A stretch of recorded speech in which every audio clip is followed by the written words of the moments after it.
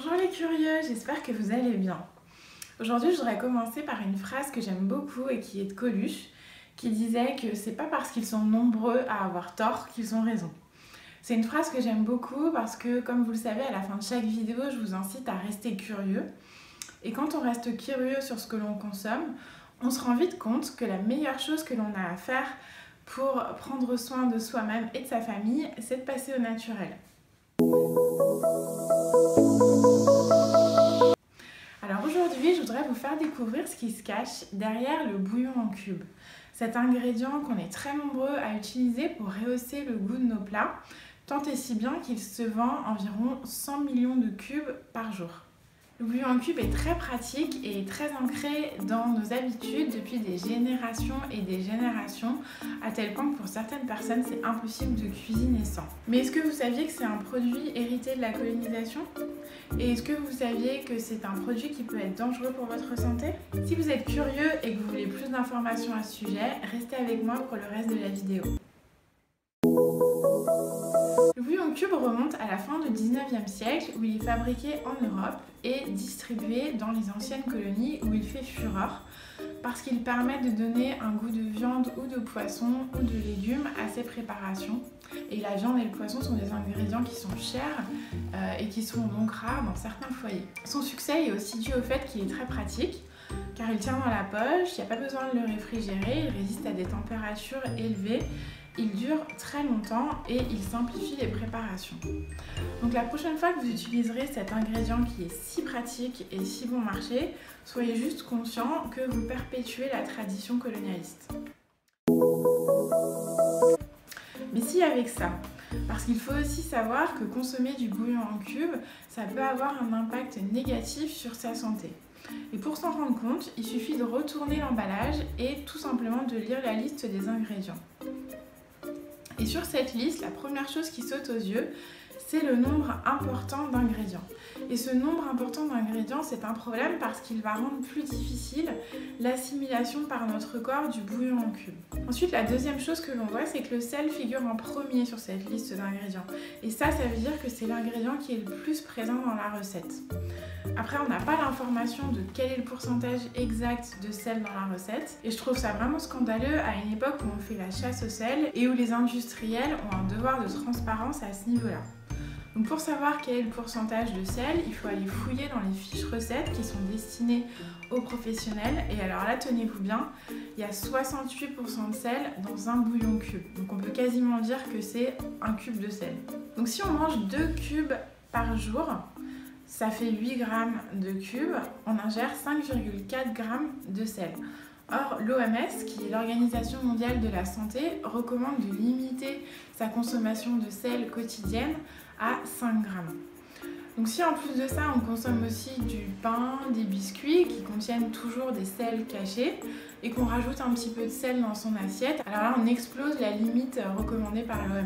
Après le sel, les ingrédients les plus présents sont des ingrédients d'origine synthétique et ça aussi c'est un problème parce que ça va rendre le bouillon cube plus difficile à assimiler par notre organisme et ça va contribuer au cocktail de produits chimiques qui est fait avec les autres produits chimiques qui sont présents dans les autres aliments qu'on va consommer au cours de la journée. Parmi ces ingrédients, il y a le fameux glutamate monosodique ou E621 qui est un additif alimentaire qui a un rôle d'exhausteur de goût. Et il est soupçonné d'être addictif, de favoriser l'obésité et de perturber le bon fonctionnement des neurones. La présence de sirop de glucose, qui est très utilisé dans la pâtisserie et d'autres aliments industriels, est aussi un problème parce qu'elle est soupçonnée d'être néfaste pour notre organisme, notamment sur la résistance à l'insuline qui est un facteur de risque du diabète et du surpoids. Et la présence de blé et de soja est aussi gênante car ce sont des allergènes notoires. Pour maximiser vos chances d'échapper à tous ces risques, vous avez plusieurs alternatives. La première, et celle qui est idéale, c'est bien sûr de fabriquer vous-même votre propre bouillon. Alors pour ça, il y a plusieurs options. La première, c'est tout simplement de récupérer le jus de cuisson d'une viande, d'un poisson ou de légumes, de l'agrémenter d'herbes aromatiques et d'épices, de le conserver et de le réutiliser quand vous en avez besoin. Vous pouvez aussi fabriquer vous-même une alternative au bouillon en cube, mais sous forme de poudre. Moi, j'ai trouvé une recette qui est très simple, qui a très bon goût et qui a un goût aussi fort que celui du bouillon en cube traditionnel. Je vous montre le résultat. Donc ça, c'est une poudre que j'utilise pour agrémenter des plats très simples comme des pâtes, du riz ou des légumes. Pour ceux qui sont intéressés pour que je leur envoie la recette, il suffit de cliquer sur le lien qui figure sous la vidéo et je vous l'enverrai par mail dans quelques minutes, c'est gratuit. Pour trouver ce lien, il faut cliquer sur la petite flèche qui est orientée vers le bas et qui figure en bas à droite de la vidéo. Et là, vous allez voir des informations complémentaires sur ce dont je viens de vous parler, ainsi que ce lien sur lequel il faut cliquer. Si vous n'êtes pas prêt à préparer vous-même votre propre bouillon en cube, assurez-vous que celui que vous allez acheter est le moins nocif possible pour vous-même et pour votre famille. Et pour ça, il y a plusieurs choses auxquelles il faut faire attention. Il faut privilégier les produits faibles en sel, ça veut dire que le sel ne doit pas figurer en premier dans la liste des ingrédients. Il faut privilégier les produits qui indiquent parmi les premiers ingrédients des produits naturels, c'est-à-dire des légumes, des épices, des herbes aromatiques, de la viande, du poisson, etc. Et la règle d'or, c'est que si vous ne comprenez pas les ingrédients qui figurent dans la liste, le mieux c'est de laisser tomber ce produit, ce sera le meilleur moyen d'éviter les colorants, les exhausteurs de goût du type glutamate et les malteux dextrine. Et si vraiment vous voulez continuer à utiliser du bouillon en cube classique, maintenant que vous savez qu'il contient beaucoup de sel, il est très important que vous ne rajoutiez pas de sel dans votre plat. Voilà, c'est tout ce que je voulais vous dire à ce sujet. Si vous voulez plus d'informations, de recettes et de conseils, vous pouvez me retrouver sur Facebook et sur Instagram.